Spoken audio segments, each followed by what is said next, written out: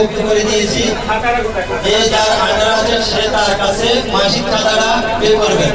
মাসিক চাঁদাটা যদি আপনারা যদি করেন তাহলে আমাদের প্রতি মাসে এই সংগঠনের একটা ভাড়া আছে, তারপরে বিভিন্ন ধরনের খরচ আছে, সেগুলো আমরা চালাইতে পারি। এই যে আজকে ধরেন আমরা বিভিন্ন ধরনের যে অনুষ্ঠানগুলো করি, তাহলে আমাদের মনে ফান্ডে যদি টাকা থাকে তাহলে আমরা ওই টাকা দিয়ে আমরা করতে পারি। কিন্তু বারবার আপনাদের কাছে আমরা হাত পাততে হচ্ছে না। তো অনুরোধ করবো যে আপনারা এই টাকাটা আমাদেরকে পরিশোধ করবেন। আমাদের আমরা যে গ্রুপ ভাগ করে দিচ্ছি সেই গ্রুপের মাধ্যমে প্রত্যেক মাসে 1 থেকে 10 তারিখের ভিতরে টাকাটা দিবেন।